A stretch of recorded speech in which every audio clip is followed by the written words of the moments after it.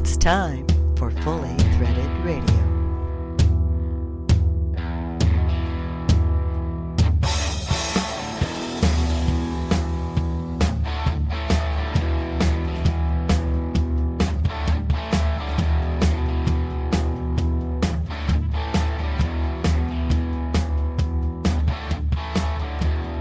It is Fully Threaded Radio, voice of the FCH Sourcing Network. This is the online, predominantly fastener-related talk show recommended by 9 out of 10 fastener professionals who listen to Fastener Talk Radio, and we're glad you've clicked in. Eric Dudas here, and the co-host of Fully Threaded is with me as well. He's Brian Musker. Brian, doing all right? Yeah, surviving the cold. Actually, I'll take exception with the 9 out of 10. It's 10 out of 10 who listen. Yeah, that's almost like one of these Zen conundrums that they present when you really don't know exactly if there's a riddle in that or if it's actually as stated, but I'll take 10 out of 10. Right. Because after all, we're the only game in town, Bri. Yep. Have been for a while, actually. And we appreciate that you're clicked in, folks. This is episode 112 of the podcast, and we're publishing today on January 12th, 2017, the first episode of a brand new season. And we've got an excellent lineup, I think. We'll get things started with a conversation with Leo Coar. He's the publisher of Link Magazine. Everybody knows Leo, and 2017 marks the 40th year of that fine publication. So we'll get his reactions to that and also Leo Coar's observations on what's going on in the fastener industry currently. On our feature presentation, Andy Pels of ScrewCrew.com and Mike Topolewski of Perigee Manufacturing take a look back at 2016 and make a few educated guesses as to what's in store for the fastener industry during the year ahead. Mike McNulty is joined by analyst Dave Manthey. They'll kick around the latest Fastener Distributor Index numbers on the Fastener News Report. Plus, Carmen Vertullo takes a look at wedge tensile testing. Wow, that's getting sort of techie, even for Carmen. And for guys like me, the first thing that comes to my mind is my little brother hanging by his underwear from a doorknob somewhere. But oh no, it's not wedgie. Right. Different. We've got some great sponsors lined up for this episode. Shout them out, Brian. Yes, we do. Actually, we've had a great set of sponsors for a long time. The title sponsors of Fully Threaded Radio are Stellfast and the Lindstrom family of companies, including Titan Fasteners. Stellfast, for service you deserve and people you trust. And the Lindstrom family of companies, Lindstrom by any measure. Also sponsoring Fully Threaded Radio are 3Q USA-made fasteners, Buckeye Fasteners, InSequel Software, the Worth Group, ND Industries, Fastenal, Volt Industrial Plastics, and Solution Industries, home of Solution Man. We look forward to another great year with our great set of sponsors, actually.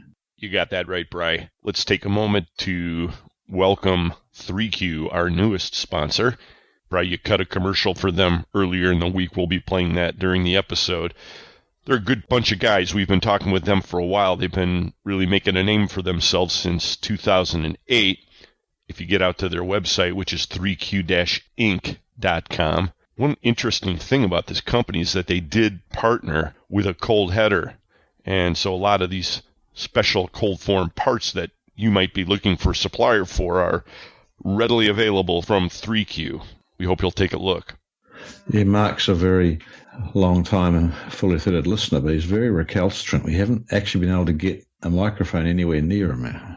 Well, I don't know that recalcitrant would be the way I describe it. He's just a little mic shy. I think we're going to have one of the 3Q team on the podcast, either next episode or the one after. We'll give you the full story about what's going on over there, folks. And they're based in Naperville, Illinois, longtime Midwest Fastener Association members. Of course, that's our home trade association, so near and dear to our hearts. Glad to have 3Q aboard. Lots of other good stuff to cover on the episode today, Bri. Good.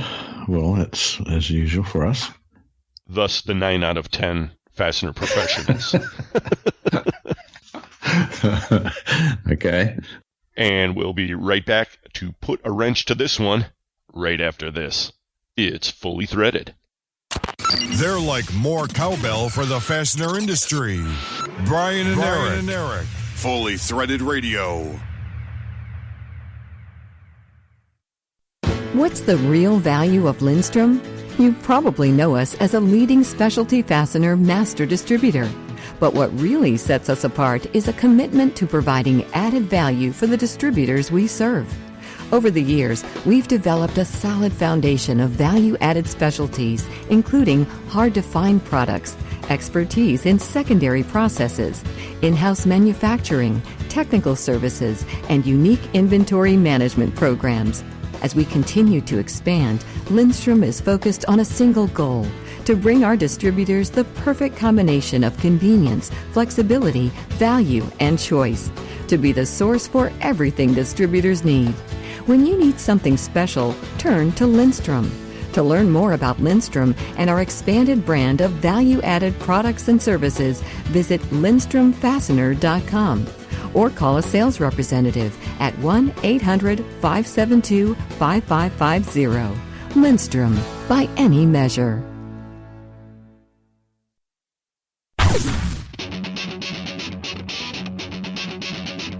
When top quality and outstanding service are at the top of your list in fastener suppliers, turn to Stelfast. Since 1976, Stelfast has grown to become an industry-leading importer and manufacturer of the highest quality industrial fasteners, specialty items, and automotive parts. Our array of facilities across North America and in Asia, along with full quality control labs and ISO 9001-2008 certifications, ensure the highest quality parts, and at Stelfast, they're delivered with undisputed service excellence. We're family-run and dedicated to your success. Our customers have come to depend on the expertise of our staff and the quality of our products. We also offer a wide range of secondary services to meet some of the toughest requirements you might have. Contact Stelfast today through our website at www.stelfast.com and put us to work for you. Stelfast. Service you deserve, people you trust.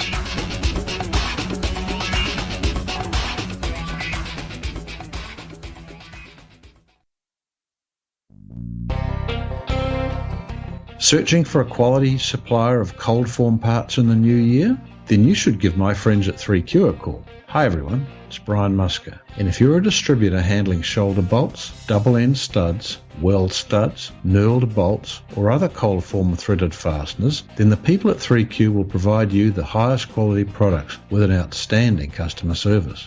Also specialising in SEMS washers, double coil lock washers, sheet metal screws and other specials, 3Q has been building its reputation as a specialty fastener distributor since 2008. Check 3Q online, then give them a call today. www.3q-inc.com. That's the number 3, letter Q-inc.com. 3Q, quality service for quality customers.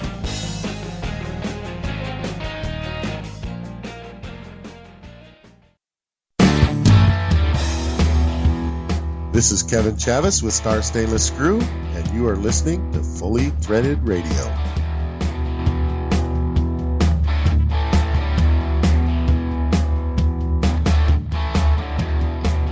Brian and Eric back with you, riding the infinite thread-patterned helix, otherwise known as the fastener industry. Wow. Infinite sounds a little long, okay. Let's cut it shorter. It's eternal. You know, it never stops, and we're on it. Nobody knows where it's going. Oh, God. Okay. Although Leo Coar has some ideas, and we'll be hearing from him in just a few moments. That's cool. Actually, we haven't had him on for a long time. It's been a while. That's right. He was overdue. Link Magazine 40 years this year. As we closed out 2016, we invited Fully Threaded listeners to make suggestions on what you'd like to hear for the upcoming season and other ideas and so forth. Got a few decent ones. One of my favorites is something that'll be near and dear to your heart, Bri. It was from Melissa Miller. She's back with Worth, where she got her start in the fastener industry. House of Threads, Worth, that is. Yeah. Check this out. She said, you might consider talking about the difference between a hex bolt and a hex head cap screw, And while they might be interchangeable in many functions, substituting can put you at risk, especially if you import. Oh, my God. The bane of my life. This is actually the subject of numerous telephone calls I've had in discussions with Carmen Vertullo up at Stillfast. And the reality for us is it's really a mess because people use the term interchangeably, but they're not really, they're two different things in terms of American specs. And, so we get all this stuff coming in, a grade A hex cap screw. Well, what do we do with it? It's probably a hex machine bolt if it's grade A, or a grade 8 bolt. Well, if it's grade 8, it's probably a hex cap screw.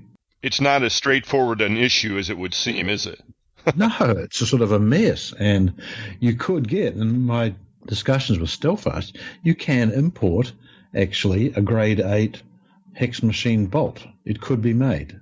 And you'd pay quite a lot of money for it. So a guy, just fixing up something probably a bit of tooling, he wouldn't be expecting to pay so much money for something that he really wanted a hex cap screw but thought it looked like a bolt. Right. Well, thanks, Melissa, for sending this idea in. Obviously, a lot of people have given it a lot of thought, and you're on top of it. And so we'll have to explore this as the season unfolds. I don't know if this is going to outcompete hydrogen embrittlement, Bri, but sounds like definitely something that should be a subject for the next season. Oh, yeah. Well, for me, it would, as opposed to your great fascination with hydrogen embrittlement. It's a little more muddied by the fact that in Europe, in the DIN specs, there's a different definition between a bolt and a cap screw. A cap screw is fully threaded and a bolt is part threaded.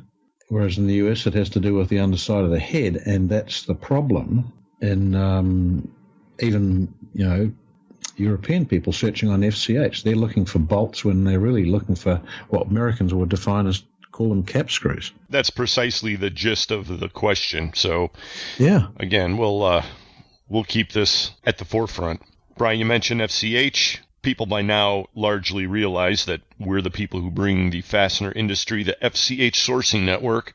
That's found at www.fastenersclearinghouse.com. It's a huge online resource. If you're looking to find a part, almost like Google, but just for the fastener industry, get out there, free to use. Get with any of the many distributors who are out there listing the part that you are in need of. If you're looking to make some sales on the other side of that coin, please get with us. We'll put a program together for you that will succeed in 2017. You need to be getting online, everybody. I think that's going to be a point that'll come to the forefront during this episode. And FCH is a very, very low investment solution for that endeavor. Right. And, even if you do have some listings already, or if you've got it on your own website, that's fine. The reality is that 2 exposures on the web are twice as good as 1, and so, which is much better than nothing. And so don't let the fact you already have a listing, because we can link from your searches on our site straight into purchasing on your site. We can do all kinds of stuff, folks, and we'll be developing the marketing for that, the material and so forth, and give you a better idea. But for now, let's just say that if we can help you and you have an idea, let us know. We'll try and make it a reality. FCH Sourcing Network, FastenersClearinghouse.com. Hey, one other item I wanted to squeeze in here before we get to Leo Coar. Received the Scanwell New Year newsletter from Chris Donnell. Haven't had him on the podcast for a long time either, but he keeps his eye very, very close on what's happening in the shipping lanes. Mm-hmm. Yep. I guess on both coasts, but a lot of it is, let's face it, coming from Asia across the Pacific. We saw, as everybody knows, Hanjin, the 7th largest worldwide shipper, declare bankruptcy late last year, and that spooked out a lot of people, caused a lot of mess. It seems, Brian, that really there's possibly some more of the same coming down the pike. I don't particularly understand it. Again, looks like another subject area that we should be paying attention to as the new year comes. But I think the bottom line is maybe a little bit more rockiness ahead and certainly some price increases. Let me just read 3 of the bullet points off of this newsletter, and I think you'll get the idea. Point 1, carrier finance is still bothersome as we head into 2017. Who's the next carrier to file for bankruptcy protection? Oh, okay. That's pretty obvious what that means. Yeah. Next one, ocean rates to increase as the carriers apply a large GRI on January 1st, 15 days after hitting importers with another round of increases. When will it end? Sounds sort of somber. Okay. And the last one I'll read here, carriers canceling sailings due to weak import demand just before Chinese New Year and a substantial rate increase. So there's a lot to this that we don't quite understand, but needless to say, we'll have to investigate. Maybe Chris will join us, don't know, but he was kind enough to send out the newsletter, and I'd be surprised if a lot of our listeners don't feel the effects of some of this coming up pretty soon. I mean, this isn't too far upstream from where a lot of mid-sized distributors operate. No, and it's also, I guess, it's an extra increase compounding on the increase in the price of steel, so it will have sort of a crappy effect on things for a while. Again, we'll be here watching along with you folks. It's that time of the year where all the magazines release their first issue of the year. I have it on good word that the American Fastener Journal is going to be featuring our friends Lindstrom on the cover this time around. I'm sure there will be more detail about their new Toronto office. I thought they were building their new office in the exhibition hall at Las Vegas. It sure seemed that way, didn't it? I think they won a couple of awards with that booth this year in Vegas. I'm glad I wasn't one of the guys putting it together. I was watching them, and they were peering through drawings and all sorts of things, trying to work out how it all fitted together. Yeah, it was pretty elaborate. Well, they do what it takes to get business done, so good for Lindstrom. The cover of the latest Link magazine, that's the winter issue, features our friends from International Fasteners with their Daggers brand. Congratulations to them for making a splash that way. Joanne Bayless, of course, one of our longtime friends of the podcast. Haven't had her on for a while either. She was huge all over the associations and Wi-Fi and the FIC and that for a while, and then she pulled back. But I know she's working hard doing other things and, of course, pushing International along. So good for her and them for getting their name out there. Nice cover. Right. Yeah, well, I think Lynn and I met them, the whole International Fasteners crowd down at the All-American Fastener Show in Branson, actually. It was a fun group. They get around. Yeah. And with that, I suppose it's a good time to play the recording that we did with Leo Coar, marking the 40th anniversary of Distributors Link magazine. I think you'll all enjoy this. Yeah, give it a go. Anybody who's been in the fastener industry for any amount of time knows Link magazine. They have a landmark date coming up, 2017. That marks 40 years for that esteemed publication, Link magazine. And here to discuss that with us, it's the publisher of Link. Everybody knows him. He's Leo Coar. Thanks for joining us down from sunny Florida today, Leo. It's sunny, but it's a little chilly. It's in the 40s this morning, but going to warm up real good this week. Better than where you are, that's for sure. Yeah. Well, you would be complaining to the wrong guy, but you're certainly not doing that. Well, congratulations, nevertheless, on the 40 years. I bet you when you started off, you really weren't anticipating this year, but here it is. You know, it went so fast. I know all the old guys always say that. Boy, life went fast. But this 40 years, I just looking back of it on this weekend, I said, wow, here it is, 40 years. Let's hope we get 40 more in. There you go. Fully threaded listeners might remember, if you've been with us for a while, that on episode 16, that was way back on December 9th, 2010, we interviewed Leo and discussed the background of the magazine, how he got started and all of that. We're not going to rehash that during today's discussion, but I invite you to go back to episode 16 if you're interested in some of the background on that.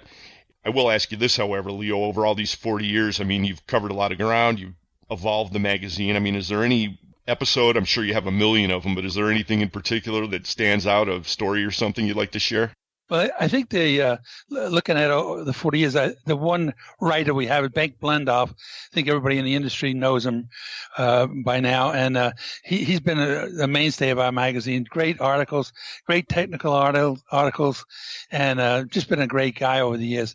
And he's helped us along with bringing that kind of information to the Fastener distributor. Yeah, I think that's a highlight for me. He's been a wonderful guy and a good guy for us. Of course, he's now affiliated with the Fastener Training Institute. He is. Yeah, doing great work there, as I understand it. So attracting excellent writers and retaining them, that's a big part of the publishing game, isn't it? Well, it is, especially in our industry. There's only a few of them, and they're all busy. And, getting them to get the article in on time and, and something new all the time. We put 4 issues out a year. So for 40 years, it's been a lot of articles, and trying not to repeat anything, Exactly. I'm kind of a mathematical wizard this way. I'm calculating that's about 160 issues at this point, right? Right. Hard to believe. It is. Actually, we're celebrating, we're also in the industry 62 years. And my wife is in the industry 63 years and still works every day. So it's been a long haul and a good one. Good industry, a lot of great people. And by and large, everybody's been great. The owners of those distributorships over the year, they've been wonderful. They've been, unique kind of guys. So, and that industry is changing a little bit. But there's some great people out there. Well, we discuss changes in the industry predominantly on this podcast. And so from your perspective, why don't you share with us some of your observations? What are some of those changes and what are you seeing in the industry right now? I mean, you've got a very unique perspective on the fastener industry, Leo. Well, one of the sad things about the industry is I watched where Rockford Products just closed up in Rockford, Illinois. I'm sure you saw that press release, and a lot of jobs went down the drain. It was one of the finest companies in the country for many, many years. I represented them for over 20 years out in New York, and it'd be interesting to see who buys that equipment. I don't know if the auction already happened or it's going to happen soon, but there's some great equipment there. And it'd be interesting to see who's going to buy that equipment. And because I think what's going to happen, and I think what you can see now, is a lot of people may be looking at manufacturing again, in a smaller version. I don't think you'll ever see a Rockford product again, but to that size. But you'll see the guys who are successful here are smaller guys, 50, 60 machines, and doing very well here because they can run those fasteners and short runs and very successful. So I think you're going to see more of that. I think people are looking at different niches around the country and where they can sell a certain kind of product, and they may be buying some equipment to get into that area. That to me will be interesting. On the other end, it's coming down to some big people are controlling a whole lot of the industry, aside from the Chinese and overseas manufacturing. You got some pretty heavyweight guys that are changing the way the industry, as you see the industry today. But it's also a good time right now for smaller distributors. Everybody's getting so big. The smaller guys, it's always been that time of in our industry when a small guy can start. Takes 10, 15 customers and he's in business. And I think from what I see is there's some new people going into that industry.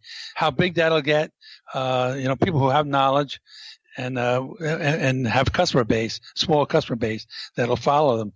So I think that's a good trend. Watching that in the future will be very interesting.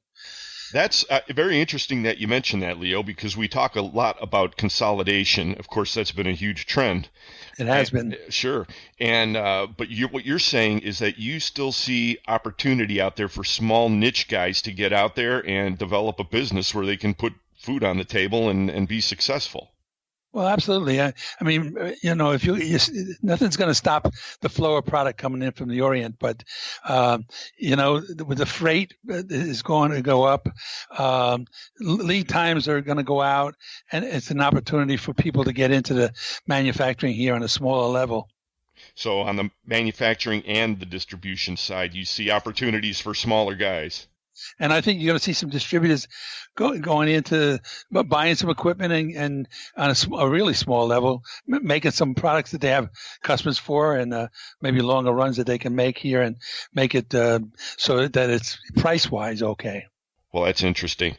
Now, of course, you are very well aware of the technology that's been introduced into the industry, and it continues to shift things, although probably with a little bit of a lag. I mean, let's face it, our industry is a little slow to take up some of the advancements, but nevertheless, it's affecting us. And as a matter of fact, the Link retooled some time back. You've got a very nice digital presence out there.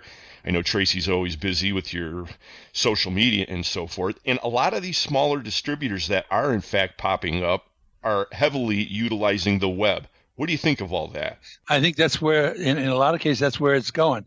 They talk about not seeing customers anymore, that it's all going to be online, but knocking on a door is still an important deal.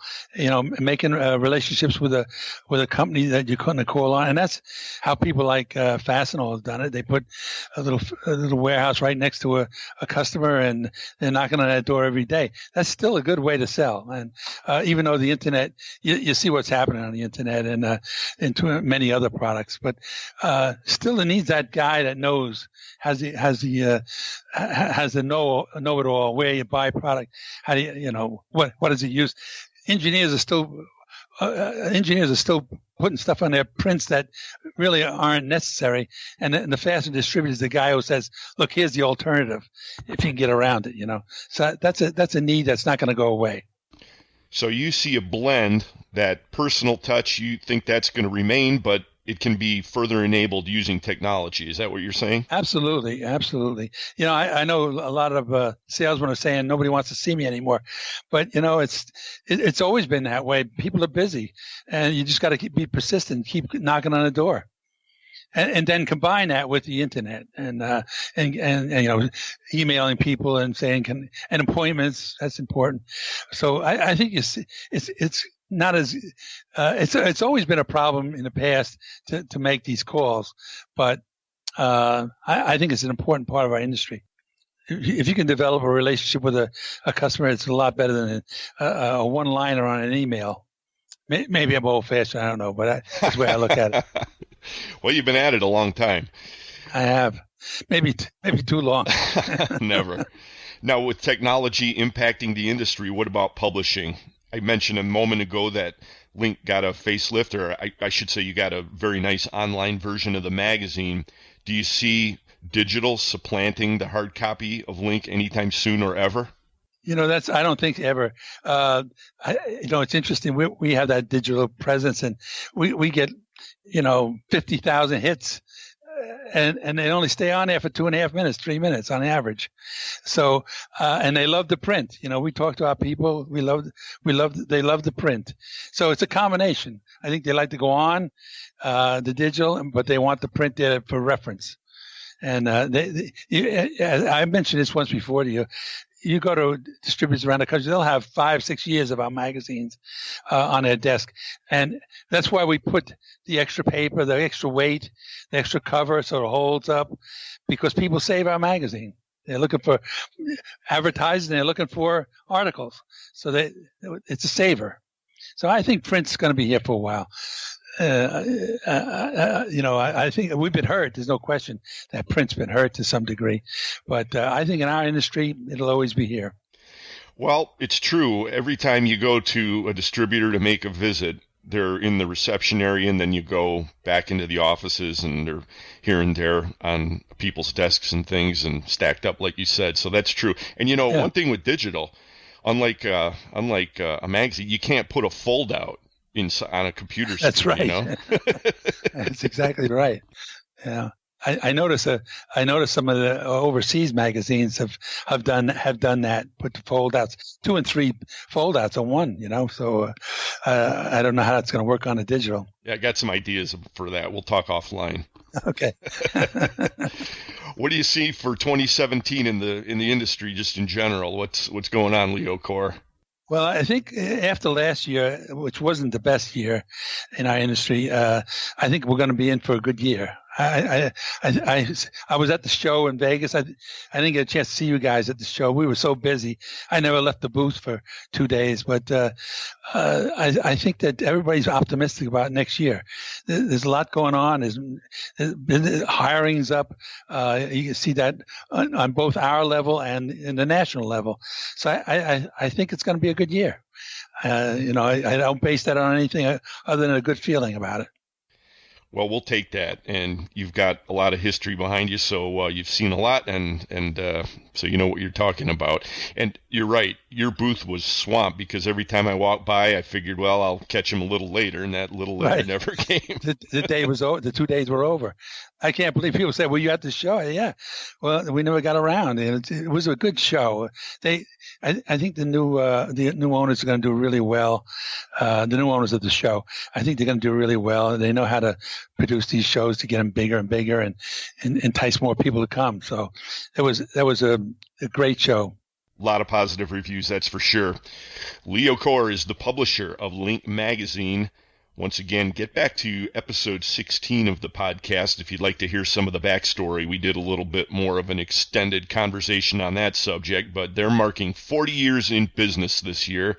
Congratulations once again to you and the whole team, Leo. Thank you, Eric. And for folks who'd like to get more info, of course, their website and the digital online version of Link Magazine can be found at www.linkmagazine.com. Thanks so much for joining us, Leo. It's great to speak with you. Thank you for having me on, and I'll be seeing you at one of the shows. Always, if I can get to your table. Okay. Okay. Stay warm. We'll be right back with more Fully Threaded Radio. Once you're in this industry, you're not getting out. Good thing there's Fully Threaded Radio. Talk radio for the fastener industry. Since 1905, Buckeye Fasteners and the Ohio Nut and Bolt Company have been supplying the world with high-quality fasteners. Our standard product lines include weld fasteners, braided weld screws, leg levelers, self-clinching hardware, clevis pins, rivet nuts, and various other fastener lines, allowing us to support virtually all types of industries. We have complete custom manufacturing capabilities in low carbon, medium carbon, and stainless steel materials, and our quality systems are registered to ISO standards. Our on-staff engineering department can assist you with product development and provide total technical support. Our knowledgeable sales team members offer superior customer service and are here to answer any questions you may have regarding our products. Having a hard time finding a part? Let our sourcing specialists do the work for you to locate those items. We offer competitive pricing with typically smaller minimums and shorter lead times. To find out more about Buckeye Fasteners, please call us at 800-437-1689 or on the web at buckeyefasteners.com. Buckeye Fasteners, more than just weld. ND Industries has been solving customers' toughest problems through innovative technologies, competitive pricing, and industry-leading service since 1955. A family-owned business, ND Industries manufactures and applies fastener locking, bonding, sealing, masking, and assembling products. Their pre-application process makes fasteners ready to use at the point of assembly, resulting in reduced labor costs, time savings, and superior quality assurance. As a fully integrated company, ND handles all aspects of operations from formulating custom chemical compounds and coating fasteners to providing inline inspection, packaging, and delivery services. ND Industries serves the global market with 13 divisions in the continental U.S. and also facilities in Taiwan, China, and Turkey. Learn more about ND Industries at our website at www.ndindustries.com. ND Industries, innovative technologies, competitive pricing, and industry-leading service. Contact ND today.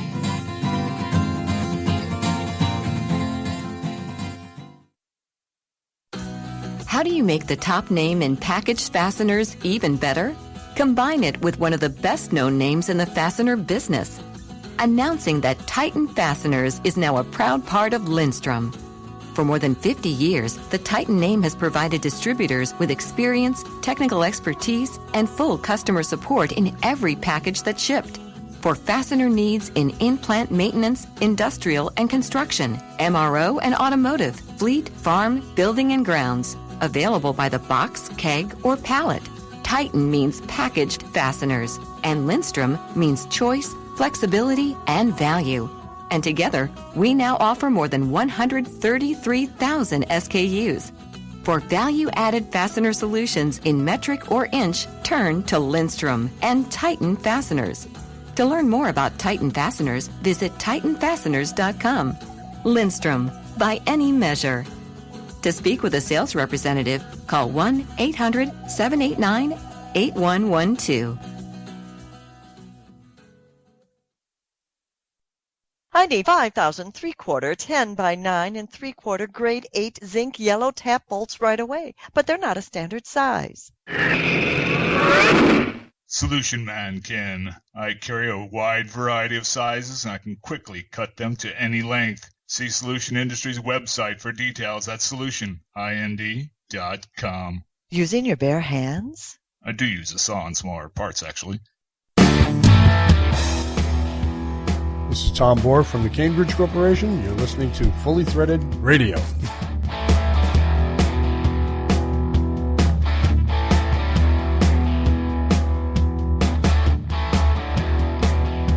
Well, Bri, this is the part of the podcast where we frequently have had Bob GQ Baird on as a guest commentator.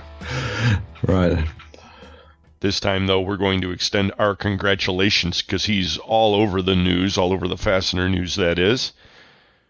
Back at the end of December, the announcement came through via press release from Abbott Interfast that Bob Baird had been named president and CEO after 25 years with that company, and we just like to say congrats, Bob. You're a hard-working guy, a sharp guy, and we know you'll do fantastic. Right. Couldn't be run by a better guy. And we still thank you for producing the PDFs that go with the analysis of the FDI every month. Great job, and very, very good sort of tool to visualize how things are going. Bob makes lots of contributions to the fastener industry, and it hasn't gone unnoticed. Even as president of the Midwest Fastener Association at the moment. Exactly, and that's the next headline that came across. Bob GQ Baird was re-elected, I should say, president of the MWFA for the coming year, and David Golick is going to be filling the vice president slot. Dave from Alltech Hardware, Autocraft USA. I remember some years back, right around the time we were just getting involved with the MWFA, Dave was the president of the MWFA. Now he's back in the mix. Yeah, those were the days when MWFA was having a little problem working out what category of fastener distributor they could put us in. We didn't sort of fit in with any category. A little bit like the fact that we're neither a supplier nor a distributor.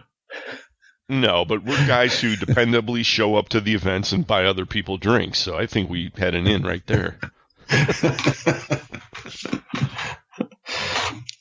That was a long time ago, Bri. Yeah, it was, actually. The Fastener News Report is coming up in mere moments, everybody. But speaking of associations, there's an event coming up this spring that everybody should know about. A lot of fully threaded listeners down in the South, Bri. Southeast, Southwest, a lot in Texas. You're an honorary lifetime Texan, so maybe that's part of it. But a lot of Texas listeners to the podcast. In any event, the Southeastern Fastener Association, SEFA, and the Southwestern Fastener Association are joining up for the Spring Conference 2017. That's happening April 19th through the 21st. It's taking place at the Astor Crown Plaza in New Orleans, Louisiana. That would be a fun show. It could get too fun. Okay? I see what you mean, yes. Yeah. Well, they're going to have golf and the tabletop show and a whole bunch of presentations. I don't have further information other than get out to thesefa.com or sfa-fastener.org. either one of those two websites would be a good place to monitor what's going on. But if you're one of our many listeners down in the South, sounds like an event that you should seriously consider going to. You know, it's been a long time since I made it to New Orleans, Bry, and I remember traveling down there. This is pre-Katrina, by the way, so I'm sure things have changed. But one thing doesn't change, and that is that New Orleans is known for their crawdad cuisine. Everybody has to indulge when they go down, right? Yes, actually, I did indulge in it. I remember being taken down to New Orleans shortly after I arrived in the US in 1985. And what I do remember is New Orleans is also known for its hurricane drinks, which are dangerous, as I found. Something like 5 o'clock in the morning when I was hauled out of the pool by one of the managers for making too much noise, I think. There was a lot of talk, actually, at the Midwest Fast Association Christmas meeting about people who had already planned from here to be going down to New Orleans.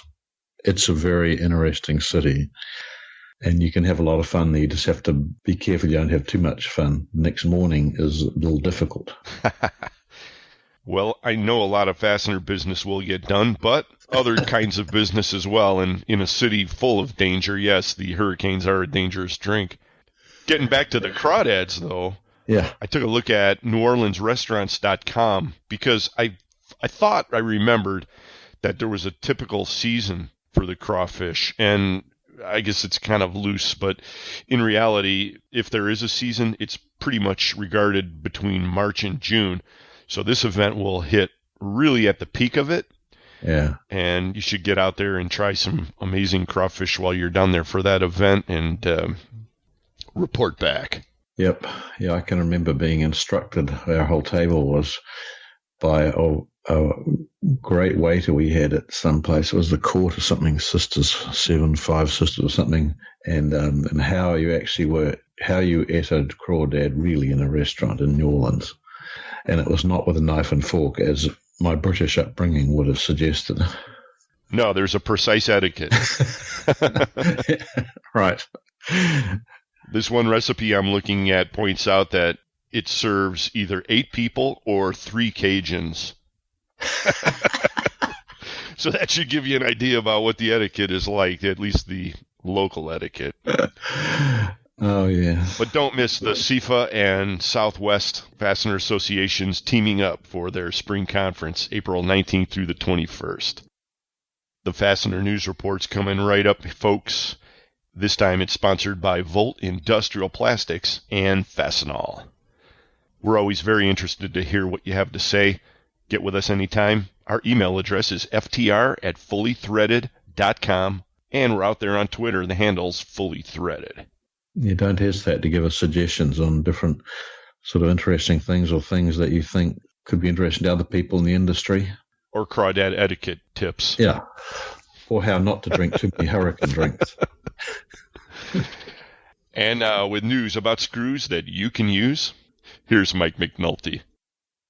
Thanks, Eric and Brian. This is Mike McNulty from Fastener Technology International magazine, bringing you the Fastener News Report, which is sponsored today by Volt Industrial Plastics, makers of the world's finest plastic fasteners. Okay, so the Ohio State Buckeyes laid a giant egg in the college football playoffs. The Cleveland Browns secured the number 1 pick in the 2017 NFL Draft, and we are just a few days away from yet another peaceful and highly anticipated transition of presidential power in what I believe is the greatest country on earth. And I am still focused on fasteners and ready to deliver the first Fastener News Report of 2017. In this episode, we are going to reveal the latest results of the Fastener Distributor Index, also known as the FDI. Also in today's broadcast, we have our top story on Leland Industries and newsmaker headlines from Abbott Interfast, Lawson Products, the Auto Bolt Company, TriMast Aerospace, Carlo Salvi, Hilti, Brighton Best, American Ring, Bryce Fasteners, and the ASTM. On the back page report, we're going to talk about fastener industry market reports. We will get to all of that and last month's FDI results right after this. Volt Industrial Plastics is the source for all your high-quality plastic fastener needs, and customer service is their number 1 priority. With almost 1 million fasteners in stock and same-day shipping on stock items, Volt Industrial Plastics carries inventory so you don't have to. Volt manufactures everything in-house from over 125 different materials, and they're proud to say 100% of their products are American-made. And of course, custom tooling and in-house bagging is available. Contact Volt online at www.voltplastics.com. Volt Industrial Plastics, makers of the world's finest plastic fasteners.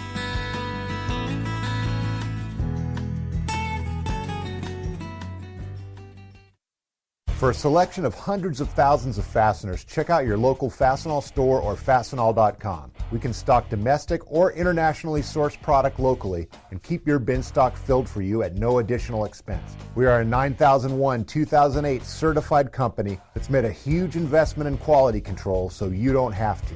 And if you can't find it on our shelf, we can make it for you at the quantity you need at one of our many manufacturing facilities.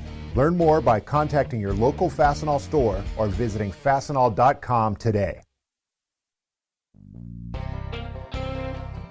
Searching for a quality supplier of cold form parts in the new year? Then you should give my friends at 3Q a call. Hi everyone, it's Brian Musker. And if you're a distributor handling shoulder bolts, double end studs, weld studs, knurled bolts, or other cold form threaded fasteners, then the people at 3Q will provide you the highest quality products with an outstanding customer service. Also specialising in SEMS washers, double coil lock washers, sheet metal screws and other specials, 3Q has been building its reputation as a specialty fastener distributor since 2008. Check 3Q online, then give them a call today. www.3q-inc.com. That's the number 3, letter Q-inc.com. 3Q, quality service for quality customers.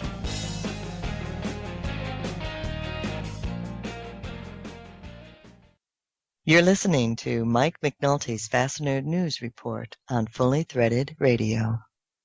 In December, the FDI bounced up to 51.6, a nice improvement over November's result of 50.6 and the second highest result of 2016.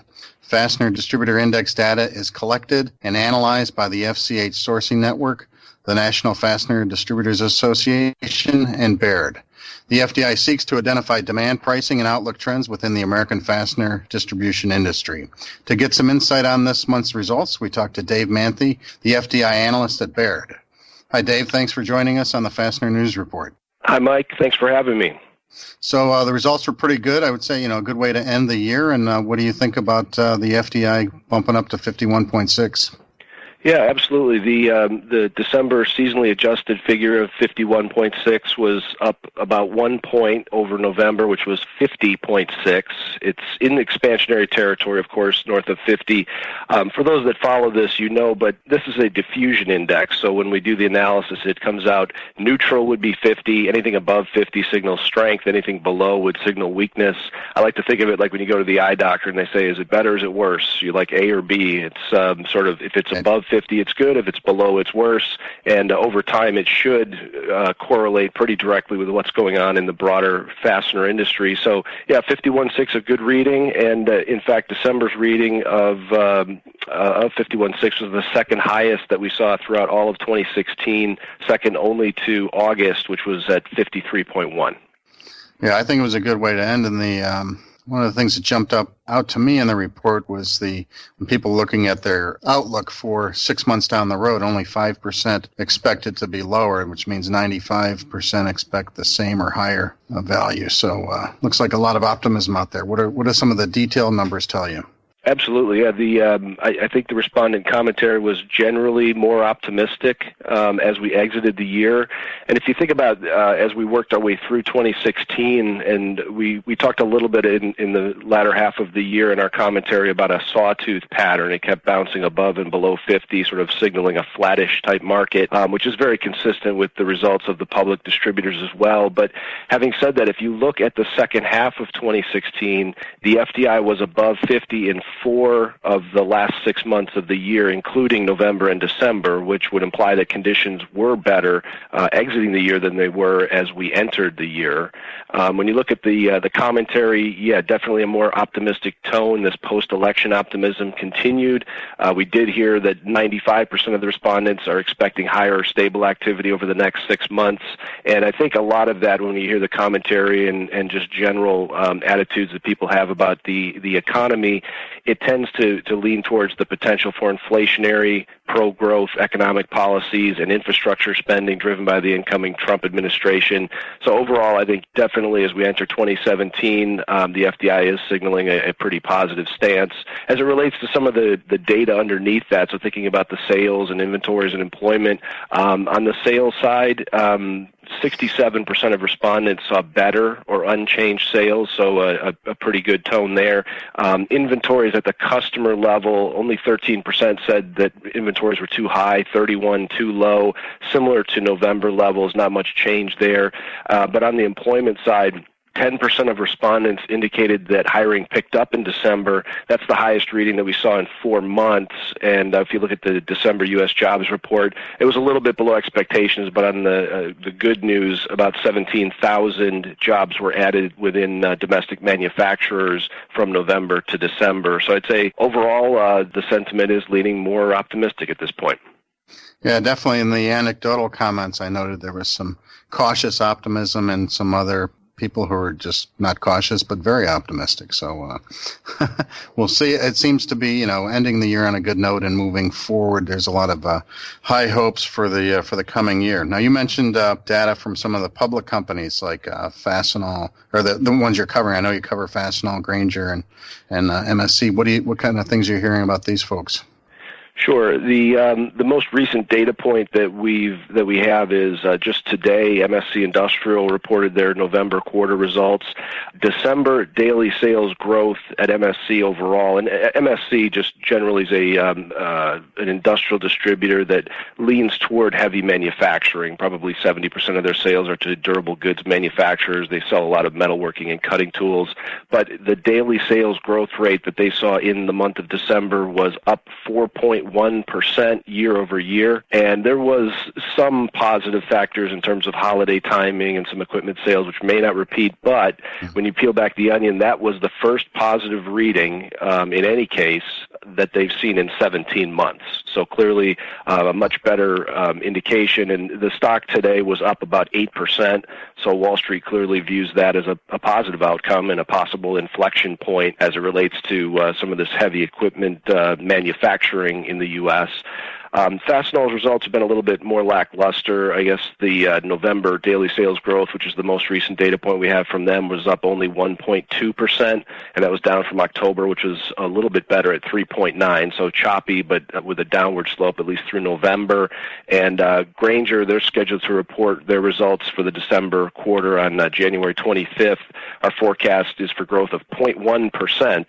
As they had indicated previously that December was trending flat, but it was above the November rate, which is actually down 3.2. So I'd say overall, through November, the Fastenal and Grainger numbers looking a little bit more choppy and lackluster. But if this MSC number in December is a signal of things to come, it certainly is a more positive outcome and a possible inflection point for the distributors that are serving the durable goods manufacturing arena. And you mentioned that MSC serves lots of different segments, and I know you track also and talk to private companies. Do you have any take on how different segments of the economy are going to be doing going forward? Yeah, through our typical research process here at Baird, we get input from hundreds or throughout the year, maybe thousands of contacts across many distribution industries. And I would say that the private company contacts are generally more optimistic today, but a lot of them, even though they're feeling a little bit better about the economy and maybe the incoming administration, they are taking a wait-and-see approach before actually investing or making capital investments and allocations to fuel additional growth, assuming it will come. We've seen activity in the durable goods manufacturing, just like we said here with MSC. We've been hearing about it inflecting a little bit higher. That's metalworking, cutting tools, general industrial MRO, and gas and welding supplies in particular. Other areas that remain healthy today would be residential building and maintenance products and some facilities maintenance.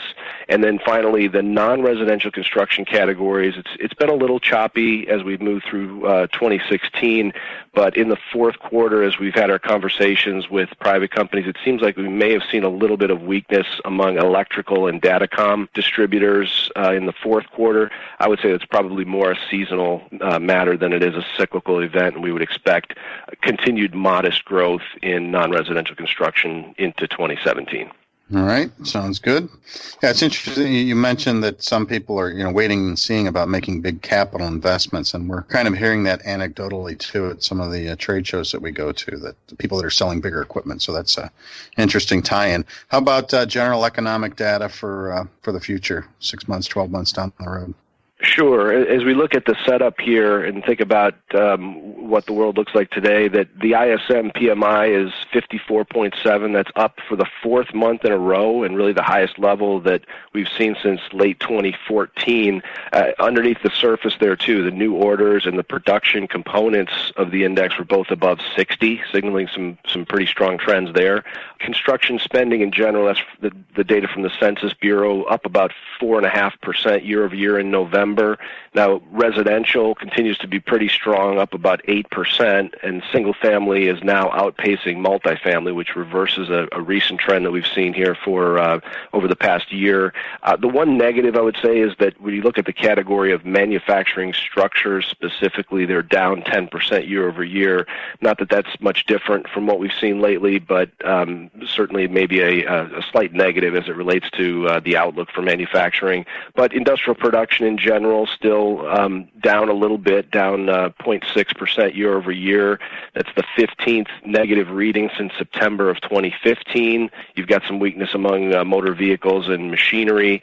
Capacity utilization is still running about 75%, so maybe a bit of an inhibitor as it relates to people making capital investment, as they still do have some capacity that they need to utilize before making additional investments. And just the U.S. economy in general, I think, Mike, it's fairly healthy, and you read the regional Fed surveys, the Richmond, Kansas City, Philadelphia, they all look pretty good right about now, and GDP in the third quarter was up 3.5%, so with an unemployment rate less than 5%, it feels like the broader economy is doing quite well, and hopefully has an upward bias to it next year.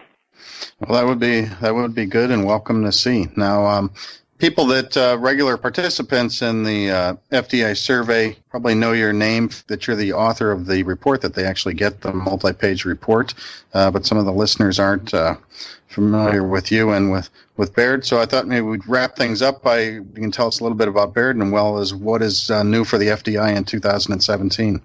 Sure. I've been with Baird for going on 22 years now, and for most of that time I've been covering distributors. So we have a long history, and perhaps the longest on Wall Street, I almost hesitate to say.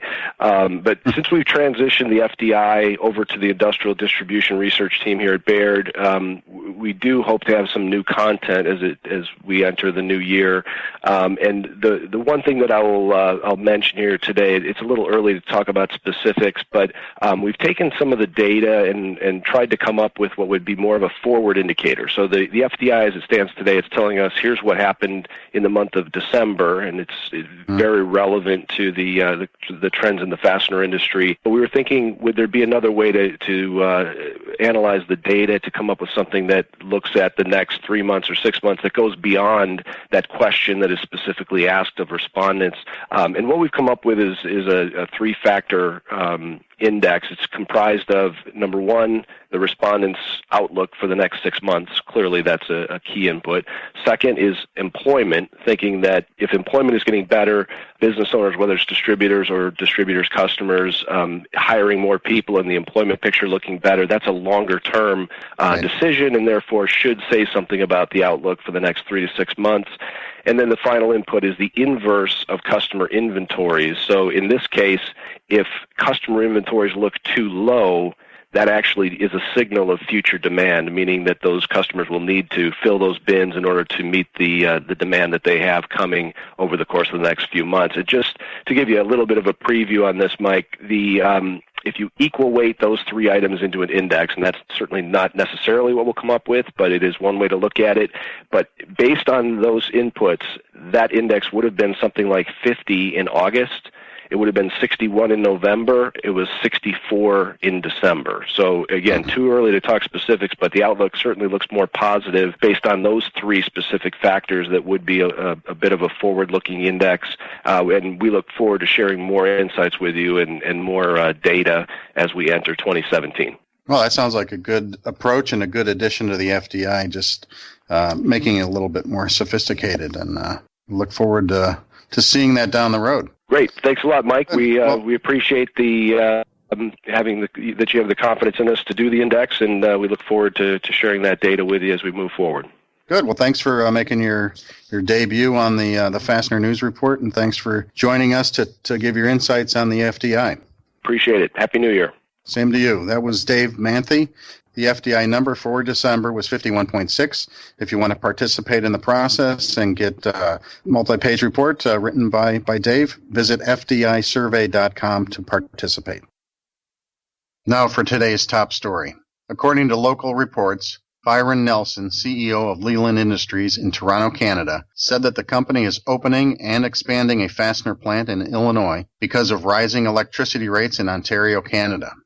Nelson said that Leland Industries will not invest in Ontario anymore because of, quote, the costs are just out of sight, end quote. Nelson also said that he anticipates Ontario's new cap-and-trade system will cause electricity and natural gas costs to rise even higher than they are now. Leland Industries currently employs about 220 people at its plants in Toronto and Waterloo, Ontario, and Nelson said that those workers will be protected. Next up, today's Fastener Newsmaker headlines. In personnel news, Abbott Interfast Corp. In Wheeling, Illinois, has named Bob Baird as its new president and CEO. Rick Puffpaff has been appointed Chief Compliance Officer and Vice President of Compensation and Benefits at Lawson Products in Chicago.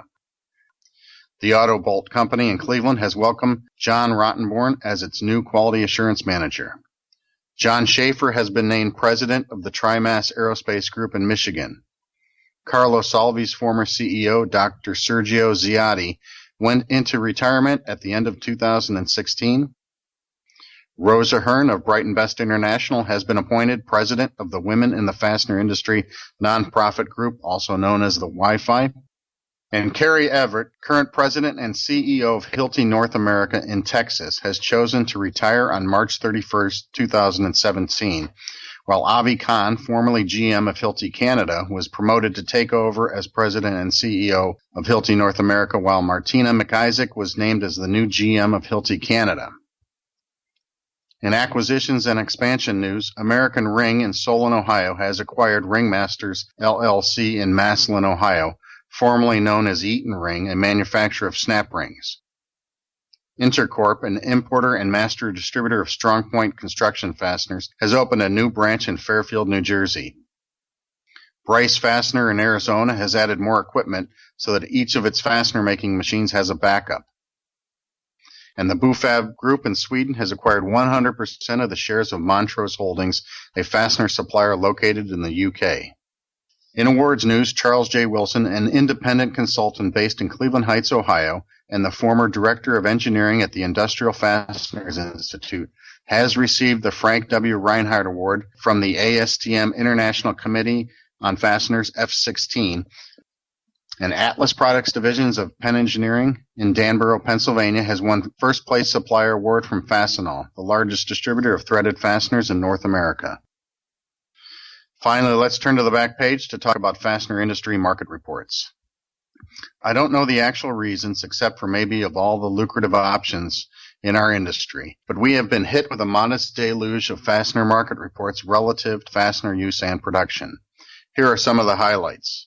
Research and Markets forecast that the global industrial fasteners market will grow at an annual rate of 4.05% for the next 4 years through the end of 2020.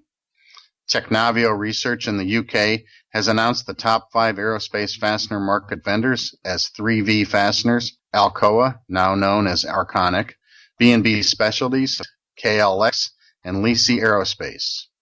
And the Fredonia Group reports that annual demand for fasteners in Western Europe totaled $15.7 billion a year ago, making it the third largest regional fastener market behind the Asia-Pacific and North American regions. Fastener demand in Western Europe grew less than 1% in the first half of this decade, and aerospace fasteners accounted for an above-average share of the West European fastener sales total due to fastener consumption at Airbus and BAE Systems. Germany is the leading fastener producer in Europe, followed by Italy, France, Spain, and the UK. If you want to see some of the major European players and get a feel for the number 3 market for fasteners, I suggest that you visit Fastener Fair Stuttgart in March, which will feature 800 exhibitors and 11,000 attendees in a floor space twice as big as the recent Fastener Show in Las Vegas. You can get the details on all these stories and more in the print and digital editions of Fastener Technology International magazine and our monthly Fastener News Report newsletter. This has been Mike McNulty of Fastener Technology International bringing you the Fastener News Report. Remember to send your news, pictures, comments, corrections, or complaints to me at mcnulty@fastenertech.com.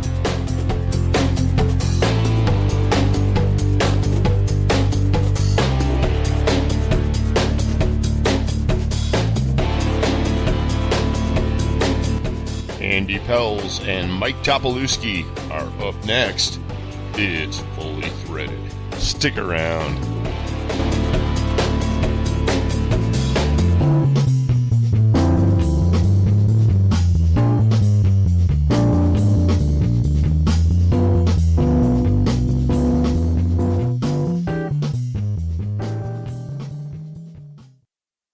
Are you tired of empty promises from software vendors? Are you paying for support that you're not receiving? Is it time for another paid upgrade? There is a solution. InSequel delivers quality software designed for the fastener industry at an affordable price with industry-leading support. Unlike other software companies, with InSequel, you purchase your software once. There will never be a paid upgrade. If you need assistance with anything, InSequel is there to help. When you call, you will always speak with a real person offering you quick and knowledgeable answers to your questions. Can your current provider say this? Quality software, affordable pricing, industry-leading support. Only InSequel can deliver all 3. So why settle? Call InSequel Software at 877-446-9775 or visit www.inxsql.com.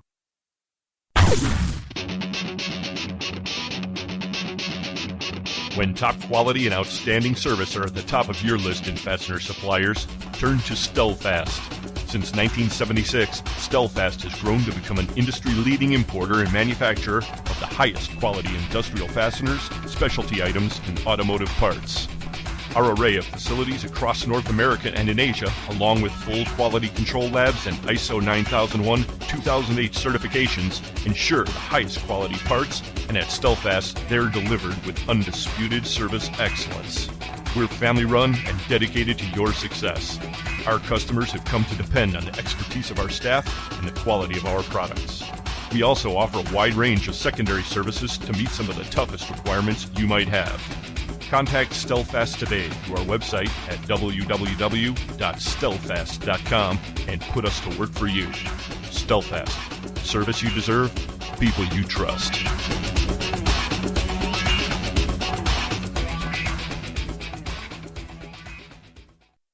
I don't have time to look for the best price for a socket head cap screw zinc plated with a patch. Solution Man can. Let me handle all of your secondary processes, and I'll even ship the finished product. One price, one purchase order, one invoice, and one shipment equals one solution. Visit the Solution Industries website for details at solutionind.com. Solution Man, you're my primary source for secondary processes. Good one.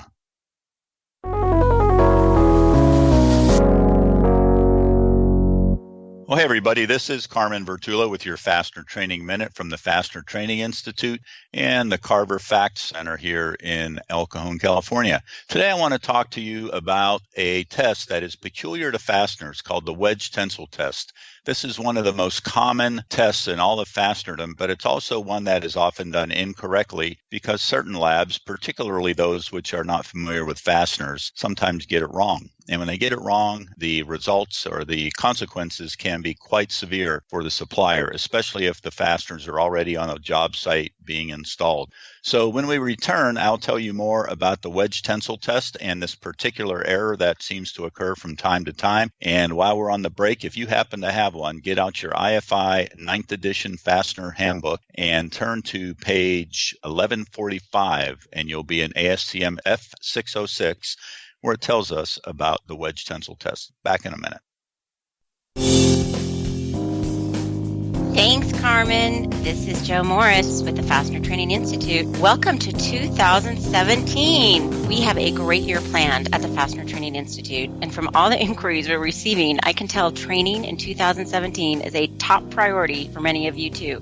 The feedback and requests we continue to receive is a push towards online learning. So, to kick things off, we will be introducing the Fastener Training Institute Library. This library will contain our pre-recorded archived webinars on subjects including fastener basics, metrics, structural bolts, hydrogen embrittlement, and many more. Please reach out to me mid-March about fees and how you can have access to this great library. Our live webinar series resumes on January 27th with Distributor Fastener Quality, sponsored by Empire Bolt. For fastener suppliers, ensuring product quality is a never-ending task, often made much more difficult than it needs to be. Attend this webinar and learn the basics and beyond on preventing quality problems and dealing with them efficiently and effectively when they occur. Now, let's talk about our live classes. Nothing can take the place of live instruction, and the Fastener Training Institute has options to fit everyone's needs. February 14th in Santa Fe Springs, California, we will host Product Training Part 2. This is a one-day class. We'll instruct students on screw drives, head styles, threads, washers, coatings, hydrogen embrittlement, thread callouts, thread forms, and fit. That's quite a list, isn't it? This is a great class for anyone new to the fastener industry or anyone who just wants to learn more about the products that they buy and sell. And don't forget your warehouse and purchasing staff. This is a must-have class for your entire team. And if you missed Product Training Part 1, don't worry. These classes don't need to be taken in order, and each one is beneficial on its own. The Fastener Training Institute offers 3 different product training classes throughout the year. Next, our first Fastener Training Week in 2017 is going to be February 27th through March 3rd in La Mirada, California. Fastener Training Week includes everything that a student would experience in our regular 7-course Certified Fastener Specialist program. The week will consist of 4 days of classroom instruction and 1 day of plant tours. Our instructors for the week are leading industry experts Carmen Vertullo, Salim Brahimi, and Lawrence Klaus. There's still time to register for Fastener Training Week. Please visit our website at www.fastenertraining.com for more information about any of our classes and to register. Now, back to Carmen.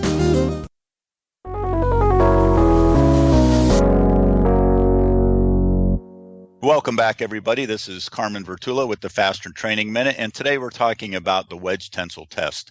Many tests in fastening systems are pretty common to all materials, hardness tests, tensile tests, certain types of dimensional inspections, and so on. But one is particular to the fastener world, and that's the wedge tensile test. In the wedge tensile test, we put the fastener in a standard wedge tensile test machine, and tensile testing means we pull it until it breaks. We essentially put a load on the fastener and see how strong it is. With a wedge tensile test, we put a wedge under the head. It forces the head to bend during the test, and the purpose of it is to test the head-to-body ductility at the fillet root radius, so that ensures that we didn't do anything detrimental to the material when the head was formed.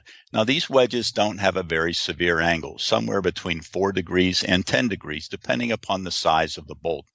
One of the things that happens often, though, is we will send our product out to a lab. Usually this happens with subsequent testing, for example, on a job site where the building owner wishes to have the product tested at an independent lab. So we send our bolts out, they do the wedge tensile, and it fails. Almost all of the time when this occurs, the reason is because they failed to read a very important footnote in Table 2 of ASCM F606. And that footnote says this exactly, and if you have it out, you should read it with me. It says, heat-treated bolts that are threaded 1 diameter or closer to the underside of the head shall use a wedge angle of 6 degrees for sizes 1/4 through 3/4 and 4 degrees for sizes over 3/4 of an inch. So what this is basically saying is that bolts that are threaded closer to the head use a smaller wedge. They're not threaded closer to the head, the wedge angle is greater than that. Oftentimes, labs just look at the table, they don't look at the footnote, and they test these short bolts and end up failing them. So if you have a failed wedge tensile test, before you accept that, look it up, ask whoever did the test what wedge they used. Oftentimes, the test lab will not put the wedge angle on the report. This is very bad practice. They should put it on the report, and so you will know. So once again, there are some things that test labs don't always get right. This is one of them. And if you ever run across this, please let me know, because I like to collect these kinds of things because we can learn from them. This has been Carmen Vertullo with the Fastener Training Minute. Thanks for listening.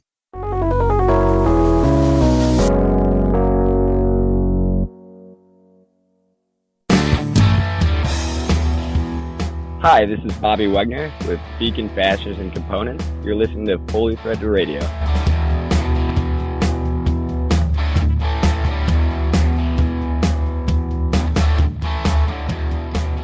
Well, Bry, glancing out across the vast windswept expanse of rural northeast Ohio here outside the Fully Threaded Radio studios, I'm wondering if this is kind of how Tolstoy felt. Oh, God, is it that bad, is it? Well, it's definitely a ponderous view, I guess. Sort of get a little melancholy in some ways, but also excited at the start of a new year, you know, the incoming, the outgoing, and so forth. You know how I am. I know. Well, curb all your thoughts of trying to sit down and write another War and Peace, okay? We don't have that much time. Yeah, I got better things to do, fastener related. And so we figured on the podcast this time, speaking of the new and the old, we'd invite back an old friend and also a new friend. Andy Pels of ScrewCrew.com joins us. He hasn't been with us for a little while. How you doing, Andy? Really great. How are you guys doing? Actually, it's a long while, isn't it? Yeah, it's been a while. Well, and you mentioned ScrewCrew.com. It's been a while since there's been much except for advertisements for your podcast on there, too. Yeah, Eric told me that, but we weren't going to say it. Well, we'll catch up with you on that front.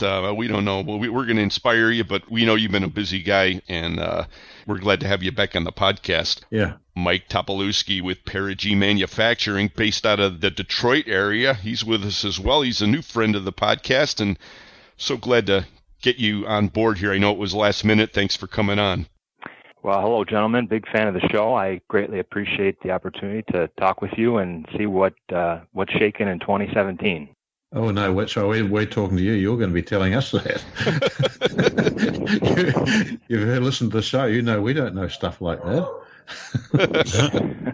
Mike's a third-generation fastener guy. They're manufacturing specials and other things in the Detroit area, as I said, and he's got a lot of interesting things to tell us, and we're looking forward to learning more about your business and some of your perspectives, Mike.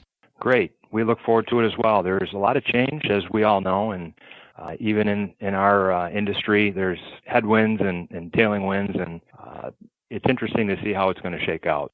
More tailwinds, I hope. Absolutely. Yeah, tailwinds for sure. Yeah, as we briefly talked about, not just change with the administration, but along with that, changes in industry and changes in technology, and the speed of that is quickening, so to speak. And staying on top of that is really the name of the game. And that involves technologies and strategic relationships with people and companies. and taking advantage of opportunities when they come, and also tending to your existing relationships. And we've been in business for over 50 years and have really worked well in that arena.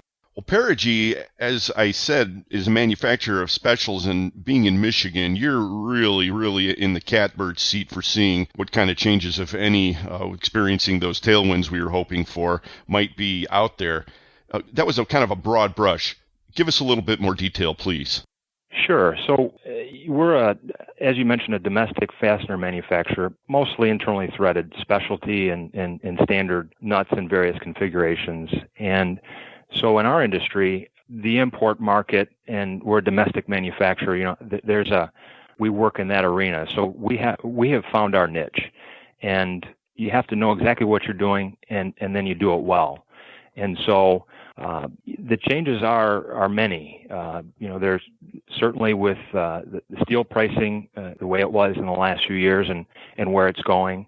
As we've mentioned, the new administration and the changes that may come down to businesses such as ours. And also with our customers, their requirements are changing and often. And making sure you're staying on top of that and staying ahead of it, anticipating what those requirements may be. And so we're working in all of those areas to make sure that we ultimately meet our customers' requirements. Andy Pels, you're on the West Coast, long way from Michigan. And, of course, we talked about ScrewCrew.com. Giving that a rest a little bit, you've been concentrating more on your main duties, and that's moving product out there. What are you seeing? I mean, we talked a little bit about the steel prices, and, we can look over our shoulder a little bit at 2016. As we speak, folks, we have not seen the December FDI number yet, so we really don't know what that might be, even though Mike McNulty will have reported it already. What was your kind of your synopsis of looking over your shoulder for the last quarter of 2016?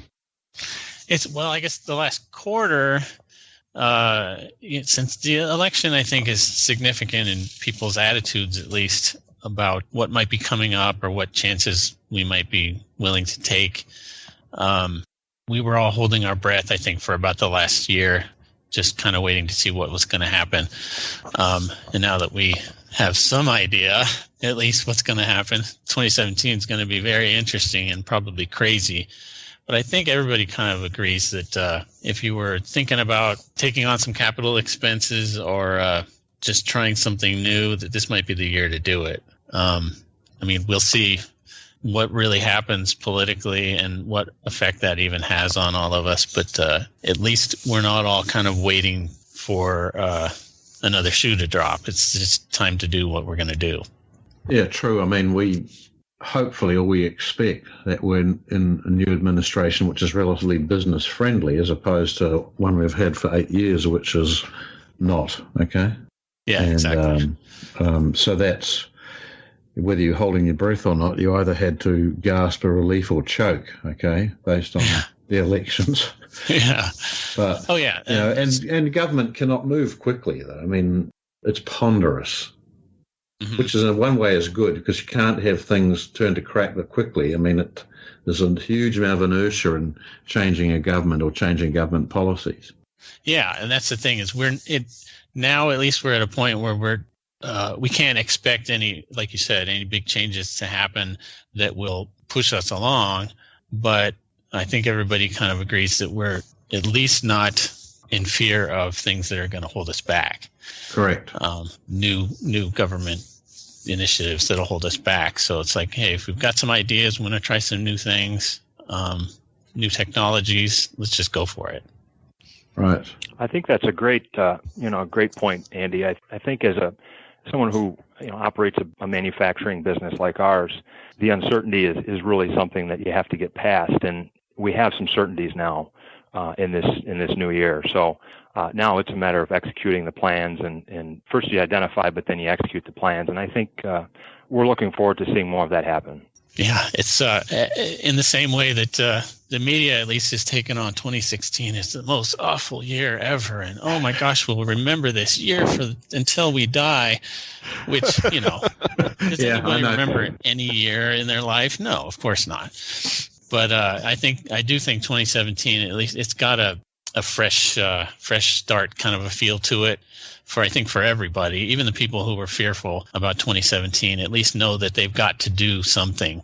A lot really didn't happen in 2016 that I think is going to start picking up steam in 2017. And even whichever side of the political spectrum you come from, it just seems like to me it should be a pretty active year. Well, guys, I have to tell you, I was wondering when we threw this question out there whether or not it was going to revolve really around the new administration. Seriously, if you listen to episode 111, we had Andy Cohn on, and also when Mike was talking with, when McNulty was talking with the FDI, he was talking with Kelly Cole. It was wall-to-wall administration. And, it's like, okay, we're in the fastener industry, folks. We're not political analysts, so we only have so much ability and so much probably that's interesting to listeners. Then I get the FDI results. I said the number hasn't been produced yet. I've seen the survey results. I saw a lot of the comments, and those are interesting. And guess what? More of the same. So I decided, really, as the arbiter of all that is to be known in this industry, I'd go out and look at Traveling Salesman's blog. And, like you, Andy, he was a little quiet here lately. December, in other words, was a little bit of a quiet month for him. He did roar back in January, though, with a blog entry entitled Fastener Industry Welcome to 2017. Starts off, well, we're getting a new president. Yeah, right. Really? That's what that was about. Okay. Yeah, if you haven't seen this, folks, you might want to take a look. Of course, that's at fastenerblog.net. And he points out that the stock market has been good to the new administration so far. He also talks a little bit about price of imports going up. And Mike, you had mentioned that a little while ago. Andy, you didn't touch on it, but anybody want to jump back into that? I know a lot of the audience, they're kind of on the edge of their seats on that subject right now. Well, I can speak from our perspective, being a domestic manufacturer. We compete certainly in some area with the price of imports or with the import market, and certainly the price trend there has an effect with us and with our customers. And so for us, there's going to be a little change. I would expect to see an increase in demand for our product, and also our turnaround. That's a very important factor as well. And as it relates to shipping and transportation, et cetera. So there's some interesting changes going on in the import market as well. Have you seen any material effects, though? In other words, have distributors of imports been putting through price increases that have made your phone ring? It's not a little bit, certainly, and I've been reading up on that, too. I've heard similar things as well. There's certainly something to that. Andy? It's, coming from a distributor sales perspective, and me personally, I hear people get worried about when import prices are going up, if they're locked into pricing agreements. But I personally try to avoid those, so we're usually okay. We can bump prices up a little bit here and there as we need to. But I know there are a lot of people who worry about it because they get these huge agreements where I don't know why they don't factor in some sort of mechanism for increasing their prices as steel prices or general import prices go up. But in some ways, it can be a good thing for the industry to not have all the pricing be stagnant. We don't want it to be crazy like it was several years ago with stainless prices. We used to have to get quotes every day for fasteners. Yeah, that's that were only good for a week. Yep. So that's a little crazy. But on the other side, when it's stagnant, if your costs aren't going up, then your prices can't go up either.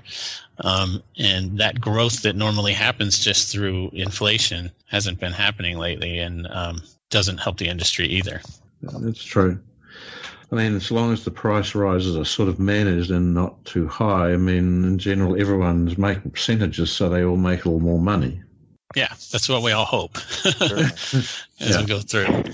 Now, Brian, from the perspective of the FCH sourcing network, of course, we're always watching our traffic, and we're always shooting, I guess, at a moving target. We are always looking to explain our ever-increasing activity. But you watch those numbers like a hawk, and even though we're still growing, do you think that there's any kind of a bump that you can attribute to this latest price shift, or is it just too difficult to perceive? I cannot perceive anything. All I know is that, for us always, if you compare December 2016, December 2015, they always is a low activity month, okay? In other words, there's fewer people that are doing searches or doing active work, like actually getting hold of other distributors. Right. In other words, there's an overall decrease in activity from the preceding month, but year over year, we're always a little bit stronger than we were the previous year. Yeah. So December's okay as a December. It's not, it's terrible compared to June, say. So it is better than last year's December, but it's still pretty poor because there was it was a very short work month actually. I mean, as a sign that really, if you go back to think, there's a clear sign that people think the economy is better and stronger or going to be better. More people took time off over Christmas. It's a simple fact of life. I mean, most of the distributors carry on a reasonable sort of a skeleton staff. There were whole places closed for a whole weekend between Christmas and New Year. Interesting observation. Mike, I know you were in there working away like a journeyman, but the rest of us were probably out doing exactly what Brian said. Interesting. Well, let's turn back here to what Traveling Salesman was thinking about as he continued on his blog. Next, he turned to the market of energy and its impact on our industry. Guys, any thoughts in general? I mean, this is a huge headline out there these days. Of course, no material impact has been made, either in gas and oil or in coal, but these are allegedly on the horizon. How's that going to impact you, Mike? It will. Oil and gas is an area which we're a supplier to to a certain extent, and to see where the barrel price of oil goes, and interesting with the gas as well. There's been a big downturn in terms of demand leading up to this last year and into this last year. But the question is, where will the price of oil go? The exploration in the Gulf and in some of the areas where they can extract. There's some changes there too. So it's I'm not sure where it's going, but there will be some change for sure in this new year. I think that you can, and very, very broadly state that when the price of oil goes above $50 a barrel, and probably, who knows, might be it's 52, 53, the overall world economy improves. When it's below $50, everyone is losing money and no one likes it. And so while it's good for a guy filling his car up at the pump, it's terrible for the economy as a whole. And so who knows what OPEC's done is going to stick. But the fact is people think it might, and the price of oil's gone up to, $54, $5 a barrel. That means that the US economy and most other world economies are going to improve. I mean, they'll just have more money and have more money to spend. It just puts more money into the overall world economy. So it can't help but have a really positive impact on everything. Yeah, like Traveling Salesman mentions too, because I personally don't do, I don't think any sales really directly with any oil and gas people, but there's so much indirect business that we don't realize is tied to that industry. Even like for Mike, I'm sure more trucks get built if there's more oil and gas to move around, and they need more nuts for their trucks, that kind of thing. Certainly. So it does affect all of us, even if we're not on that roller coaster ride of people who specialize in oil and gas business. I don't know how they have the stomach for it, but somebody's got to do it. In the event that oil and gas does increase some more than it has, and let's also point out, folks, that those are two entirely different, although related industries. They have different dynamics. The gas guys have a different thing going on. But TS points out there could be a double benefit, quote, if they were able to secure some replacement business not tied to that industry, then this year could be a very good one if the price of oil rebounds and that business returns. So he's saying a lot of guys who were feeling some pain went out, found new business. Now, if that comes back, zing, bonus. Yeah, more That's power a great to point. Yeah, that's a great point. Certainly, being lean and looking for opportunities in certain downturns keeps you at the forefront and looking for those opportunities. And we've certainly done that and looking in different directions. So while we don't have a big tie to that industry, we still looked growing our existing business, adding additional capabilities, and also value-added services. You know, we're a manufacturer, but we also provide a knowledge base and work with our customers, and that's something that they certainly appreciate. So, yeah, Eric, it's a great point. Looking for those opportunities when the market conditions are such as they were. We'll have to wait and see what happens also on the coal side. He doesn't talk about that. A lot of guys have been getting their teeth smashed in on that front, and that's an area where we really need to revise everything. People are well aware of my opinions on that whole subject. And if not, listen to episode 111. You know the number, huh? Did you get some feedback about episode 111? We get a little, every time the subject comes up, we get a little bit, Andy. Thanks for checking.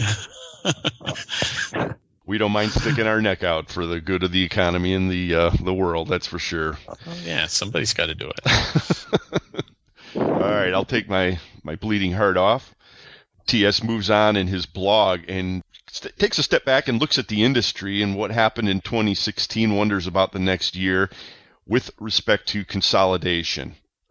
You know, I don't know if he really feels this way, but he actually almost envisions a world where things really tighten up as time goes on, and a lot of the smaller distributors get eaten up.